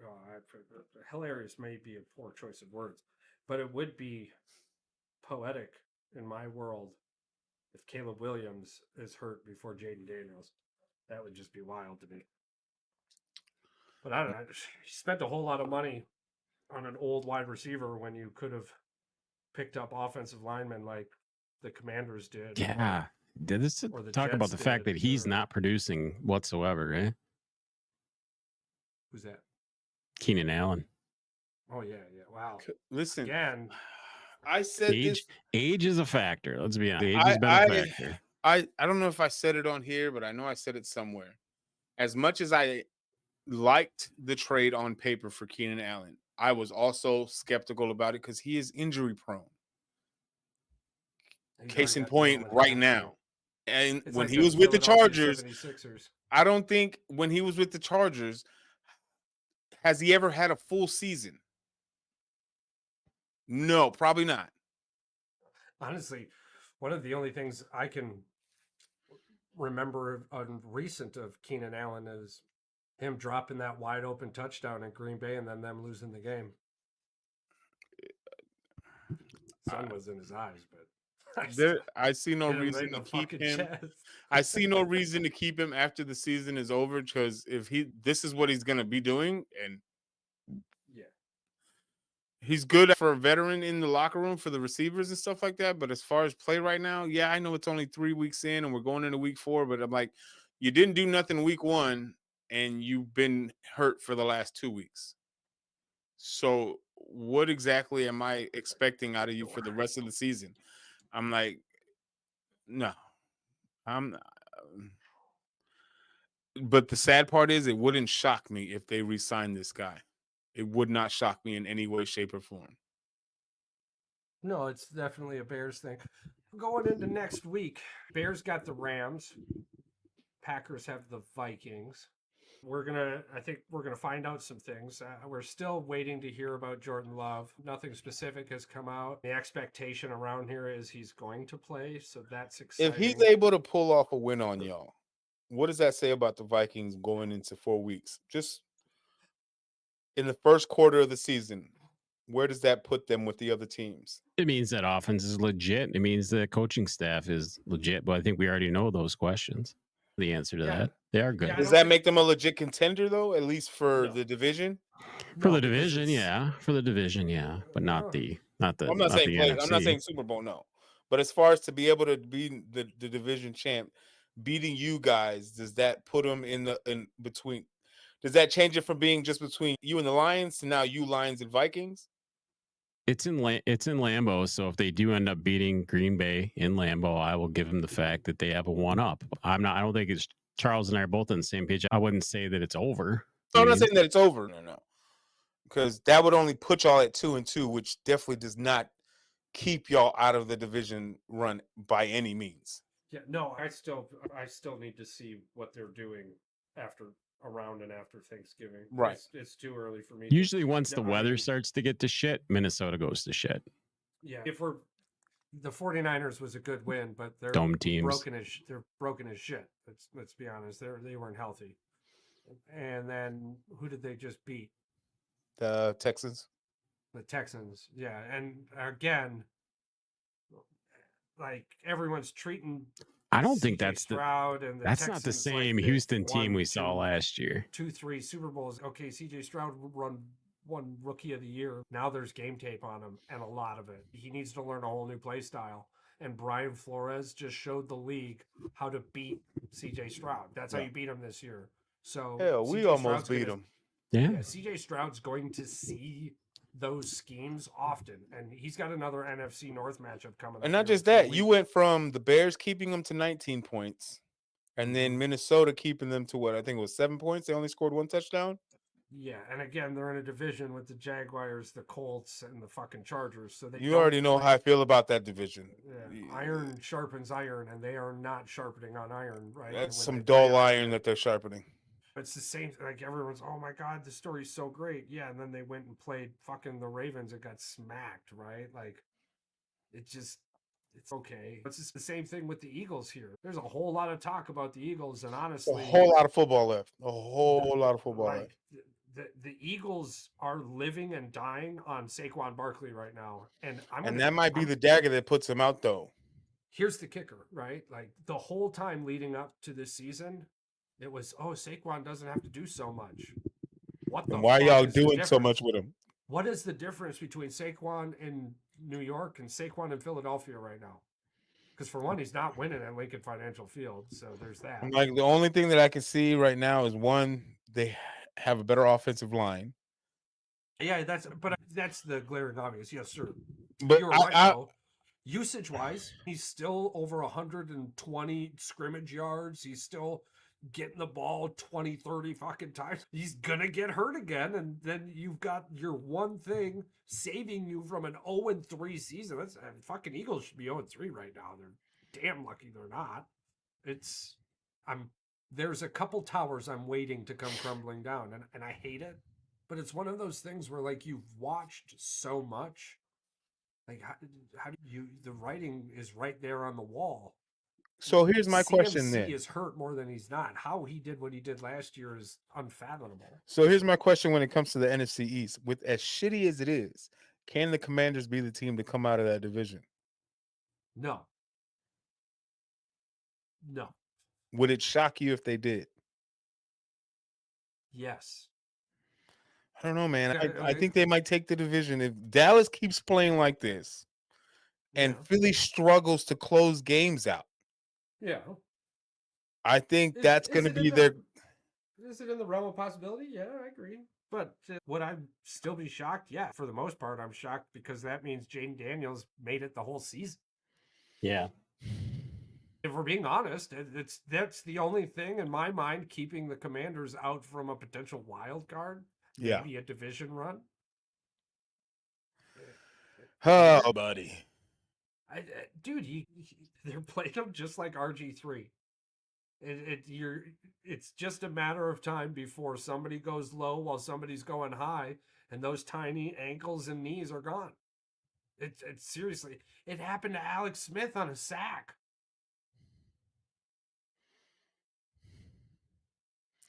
Have you seen Alex Smith's leg? It looks fugly. It looks fugly. Sir, RG3's got just as beautiful of a leg. You know what I'm saying? Like,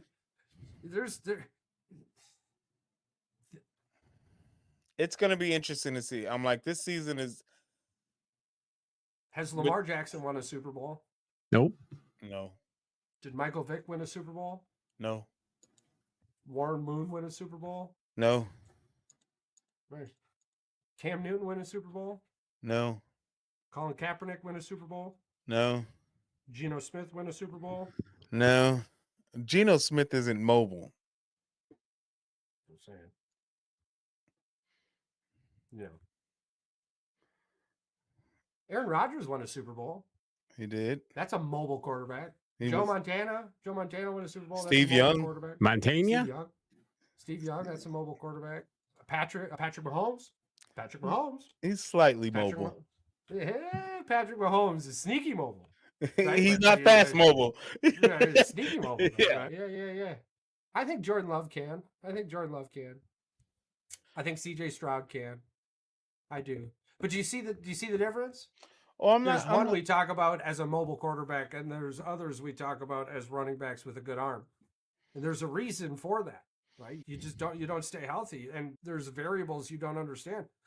Your offensive line skimmering and scammering like that often, you tend to have more offensive line injuries. This is just how the fucking cookie crumbles. It's not me. It's the fucking history. I literally just sat here and named every fucking mobile quarterback I could think of, and not one has won a fucking Super Bowl, which is literally the point of the NFL.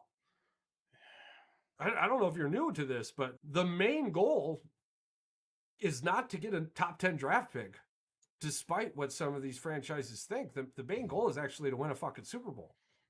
Yeah, or at least make deep playoff runs to get to the Super Bowl. I get the Super Bowl as the end game, but I'm like, for some teams that are just that have Patrick Mahomes in your way 90% of the times, you're like playoffs is expected. Yeah, I see what you're saying. You know. But me personally, being called the greatest regular season quarterback of all time is not a compliment. Listen, the NFL isn't about the regular season. Don't tell that to the Cowboys fans. 3 years ago, game 14, what did the Bears do? Win. Because 3 years ago, game 14, it's the regular season. I don't fucking know.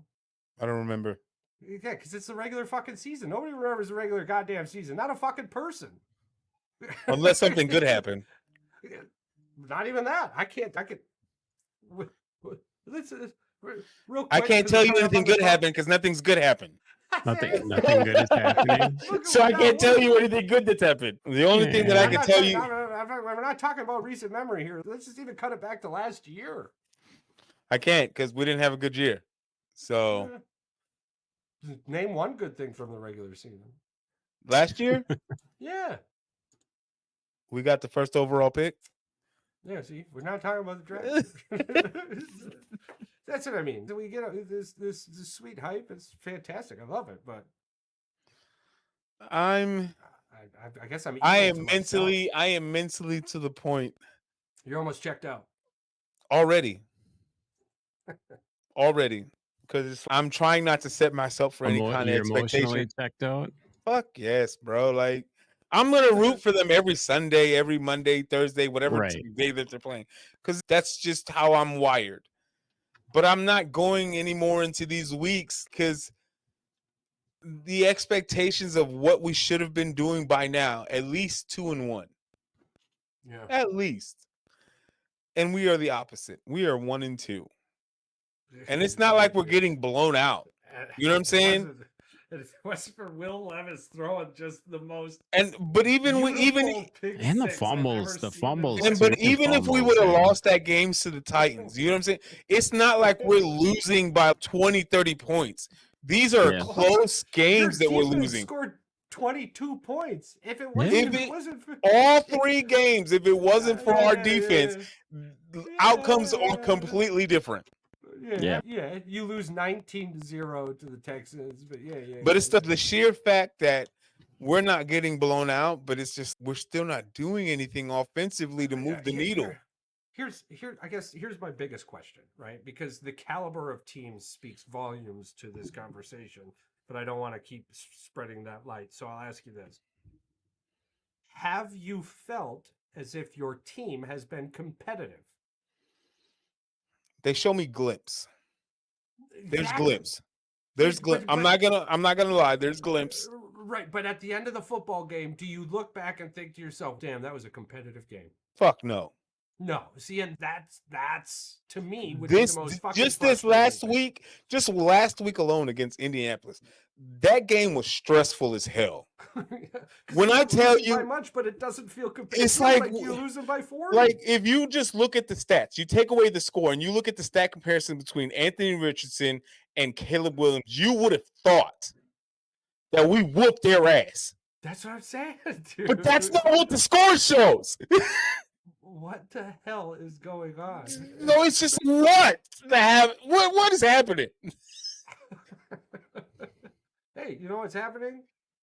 The Bears since '85. So if you didn't have Rex Grossman, you'd have 2 Super Bowls. Let's be honest.